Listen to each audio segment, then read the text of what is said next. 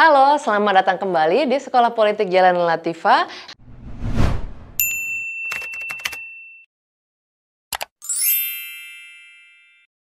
Episode kali ini kita akan menjawab pertanyaan yang seru sekali. Nah, kakak-kakak hebat semua, Sekolah Politik Jalanan Latifah atau SPJL selalu hadir untuk kakak-kakak hebat yang ingin mendapatkan jawaban tentang apa aja soal politik. Nah, kakak-kakak semua bisa mengirimkan pertanyaannya ke SPJL. Pertanyaan pada episode kali ini berasal dari kakak Adam. Halo, saya Adam. Saya punya pertanyaan. Apakah orang-orang di partai politik itu menggunakan ilmu hitam atau black magic? Nah, kakak Adam menanyakan, apakah orang di partai politik ada yang menggunakan black magic atau ilmu hitam? Ada banget. Adanya pakai banget. Apakah saya pernah menjadi korban? Pernah. Apakah teman saya pernah jadi korban? Pernah banget. Dan yang saya ceritakan dalam membicarakan black magic ini tidak untuk memfitnah orang ya, atau membuat sebuah cerita skandal seperti apa. Namun saya mengetahui dari pengalaman pribadi dan teman-teman saya kalau hal seperti ini memang ada. Nah, biasanya black magic atau ilmu hitam atau sihir, santet, lalu pelet, kalau pelet lebih kayak buat cinta gitu ya, lebih banyak terjadi kalau sudah memasuki ajang kampanye. Nah, kalau nanti, bukan memperkirakan nih, kita pemilu adalah tanggal 14 Februari 2024. Kita memulai kampanye sekitar pertengahan 2023. Walaupun sekarang sudah banyak calon kandidat yang mulai menarik perhatian massa agar mereka bisa disukai oleh konstituennya. Nah, biasanya nih sudah dari tahun 2023, ilmu-ilmu hitam mulai dilancarkan bagi orang-orang yang merasa kurang diuntungkan oleh kandidat-kandidat yang lebih prominent atau kandidat-kandidat yang lebih kuat. Contoh-contoh yang pernah terjadi seperti, kalau yang pernah saya alami adalah bagaimana ya ini kalau ngomongin tidak untuk dikatakan cek fakta, tapi namun saya juga bilang ini bukan hoax. Ini saya diberitahukan oleh orang yang cukup pintar dalam hal ini, sehingga kakak-kakak hebat mau percaya atau tidak saya kembalikan ke masing-masing. Seperti yang pernah terjadi kepada saya, satu contohnya adalah posko kampanye saya dibikin seperti gelap. Posko gelap dari luar. Padahal saya punya posko itu besar. Waktu itu di tempat kampanye saya ya, daerah pemilihan. Wilayahnya luas dengan lampu strop yang memang sudah saya pasang supaya bisa ngelihat itu gedung tempat saya itu lebih terang. Hanya saja tempat saya itu dari waktu ke waktu yang pertamanya ramai, tiba-tiba sepi, ramai, sepi lagi. Suatu hari menjelang akhir kampanye saya didatangi oleh orang yang peduli sama saya dan mengatakan kalau sayang sekali tempat saya ternyata dikirimi sesuatu yang membuat aura dan cahaya di sekitar posko saya itu menjadi lebih gelap. Dan orang ini berusaha mengusirnya dan melakukan sebuah ritual di tempat saya. Tentu semuanya dengan bantuan Tuhan Yang Maha Esa ya, dan itu hilang. Nah, itu salah satu contoh. Ada lagi yang seperti dia dikirimkan barang-barang ke badannya.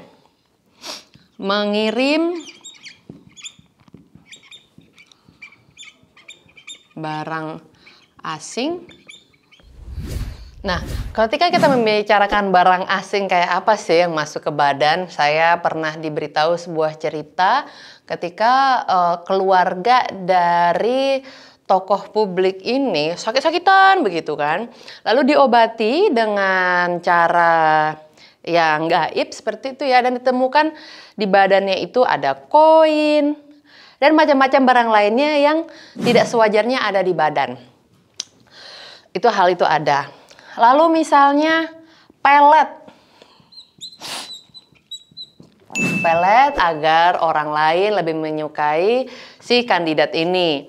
Lalu beberapa hal lainnya yang dapat dilakukan oleh seseorang yang menginginkan lawan kampanyenya itu kalah dan capek duluan. Nah, ini bisa terjadi di sepanjang waktu selama masa kampanye hingga pemilu akhirnya selesai ditetapkan pemenangnya oleh KPU. Jadi teman-teman, kalau misalnya ada yang bilang nggak ada sama sekali ilmu hitam yang menyerang saya selama kampanye, alhamdulillah bagus. Kalau misalnya ada yang bilang, oh saya kena tuh ilmu hitam waktu selama kampanye, yaitu mungkin benar adanya terjadi.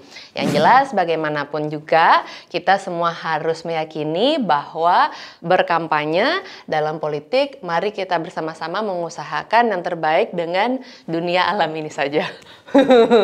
Pertanyaan selanjutnya. Kenapa masyarakat kita tuh kurang mengenali calon-calon legislatif? Terima kasih. Mengapa masyarakat tidak terlalu mengenali calon-calon legislatif?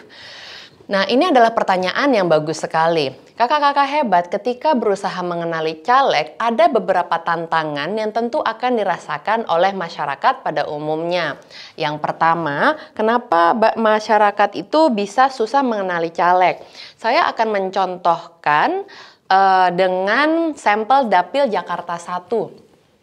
Ini contoh Dapil DKI JKT 1 untuk DPR RI.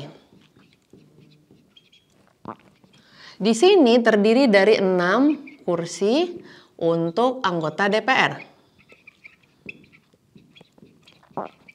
Daerah ini terdiri, Jakarta Timur itu terdiri dari 10 kecamatan. Kalau dalam lembaran pencoblosan, lembar coblos, di situ kakak akan menemukan satu partai terdiri dari 6 nama. 1, 2, 3, 4, 5, 6.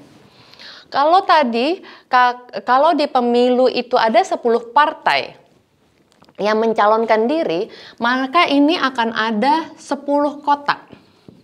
Yang artinya ada 60 nama. Nah, dengan metode seperti ini, tentu seseorang atau masyarakat apabila tidak secara betul-betul mencari kandidat yang tepat, menyeleksi dari 60 orang untuk 1 orang yang dia pilih, maka dia akan kesulitan. Nah, sehingga itu menjadi salah satu tantangan kenapa masyarakat susah mengenali caleg. Yang pertama. Lalu yang kedua adalah bisa saja ada kurang sosialisasi. Kadang-kadang memang ada caleg yang memilih untuk bersosialisasi di segmen tertentu sehingga mungkin segmen kakak tidak menjadi segmen prioritasnya dalam mengambil suara. Jadi mungkin saya bilang bukan kurang sosialisasi ya, tetapi lebih kayak sosialisasi tertarget. Nah, hal inilah yang menurut saya bisa menjadi 2 faktor utama mengapa masyarakat kurang mengenali seorang caleg, tetapi anggota DPR-nya yang kakak nggak kenal tetap jadi. Karena strategi untuk memenangkan kursi itu ada banyak sekali. Nah, yang penting suaranya yang memilih si kandidat ini cukup untuk menjadikan dia anggota DPR ataupun di DPRD. Nah, saya rasa itu saja jawaban untuk Kakak Adam kali ini.